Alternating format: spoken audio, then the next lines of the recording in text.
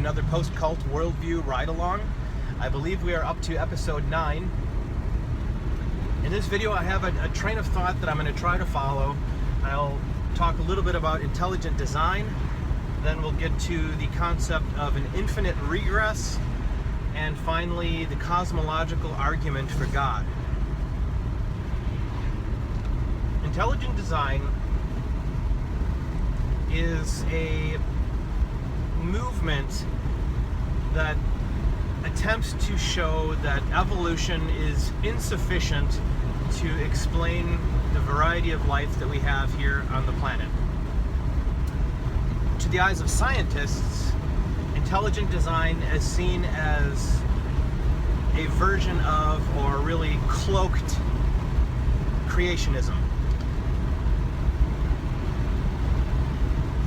But an intelligent design proponent would say, no, we're not implying that there is a God or that God is the explanation for life on the planet. We're just saying that there's some kind of intelligence behind it. That intelligence could be aliens. So let's say it's aliens. Let's say aliens are the reason we're here. They created humans. They created all life on this planet. The question then becomes, where did those aliens come from? Those aliens would obviously be smarter than us, but they still have to have an origin. So was there another race of bigger, smarter aliens out there that created the aliens that created us? Okay, then who created the bigger, smarter aliens? Well, maybe they are some type of trans-dimensional being that lives in a parallel universe, and they created our universe.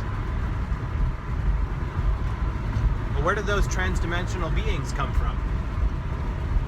This is the infinite regress. To say that some type of creature or being out there made humans is not satisfying, because you have to explain where they came from. And this is why creationists who are open and honest about what they are teaching admit that they believe in a transcendent being, which is to say some type of being that is outside of space and time. This way you avoid the problem of the infinite regress. Which brings us to the cosmological argument. The basic cosmological argument for God is that everything that exists has a cause. The universe exists, therefore it has a cause. That cause is God. Now I should say, first of all, that even if you accept this logic as proof that God exists, it's a totally different question of which religion is true. So let's say that the cosmological argument for God is sound. God exists. That does not help me identify Christianity as true, or that Yahweh is in fact that God that created the universe. So it's important to keep that in mind when you hear somebody talking about the cosmological argument. It does nothing to further their belief system past there's a transcendent being out there that created things. Okay? Now, another problem with the cosmological argument. The being posited by Christians and other theists and even deists is an anthropomorphic being in the sky who knows everything about the universe because he created it knowing exactly what he was doing.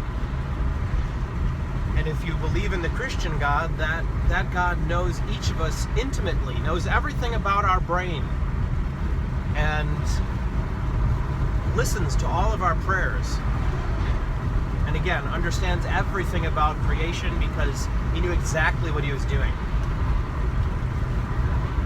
That kind of being is infinitely more complex than the universe.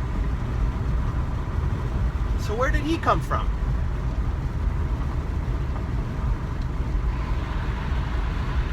Merely asserting that the being is transcendent isn't satisfying. And this is what the Kalam cosmological argument attempts to do. In the Kalam argument, it's worded a little bit differently. It says everything that begins to exist has a cause. The universe began to exist. Therefore, the universe has a cause, and that cause is God.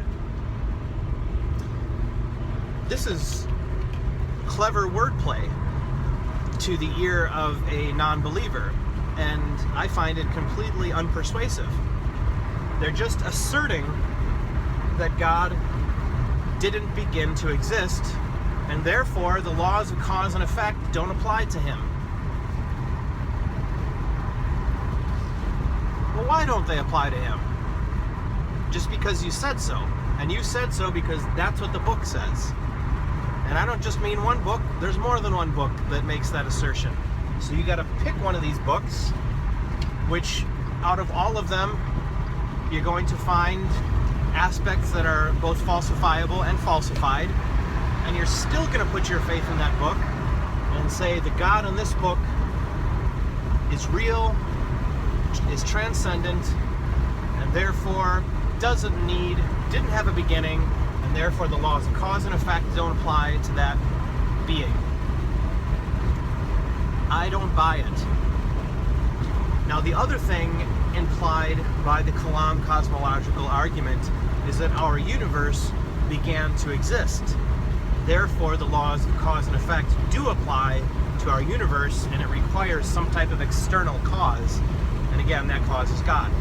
Now, of course, what that is referring to is the Big Bang Theory. Now, I think that most people misunderstand what the Big Bang Theory is pointing to. Most theists that believe in the Big Bang Theory think it proves creation. That was the moment of creation, and that before that only God existed. That's not what the Big Bang is about. When we look at our universe, we see that it is expanding. And the way it's expanding, if you turn back the clock, you see that it contracts back to a single point in space and time. That is the Big Bang. So all the Big Bang Theory does is explain why the universe is expanding. It doesn't tell us anything else. There are many theories beyond the Big Bang Theory that talk about what may have happened before or what's going to happen in the future. Our universe might be expanding and contracting over and over and over again. That Big Bang may be one of many Big Bangs. It's also possible that our universe is just one of many universes. And here I'll differentiate between universe with a lowercase u and capital U universe. The capital U universe is the cosmos. It's everything. If there are more than one lowercase universe, all of those lowercase universes are included in the big U universe. So our universe may have many universes in it. It may be that there are parallel universes. You know, that they're stacked on top of each other. Or they may be separated by space. There's also a theory that black holes give birth to other universes. That our universe was born from a black hole, and that the black holes in our universe are giving birth to other universes. Now, there are other theories out there, but the point is that there's a lot of ideas about what happened before the Big Bang and what's going to happen in the future. The Big Bang isn't meant to be the end-all, be-all of how the universe got here. My personal opinion is that matter or energy has always existed, and that it's impossible for matter or energy to not exist. So with that in mind, I have a question. What do you think is more likely? Do you believe that there was some kind of being that is infinitely more complex than everything in the universe, and that being had no beginning, has always existed? Or that matter and energy in some very basic and simple form always existed, and that basic matter and energy developed over incomprehensible amounts of time into the complexity that is now the universe, capital U. Which of those seems more plausible? I know what the answer is for me. Comment below and let me know what you think. What seems more plausible to you? Why does one or the other seem more plausible to you?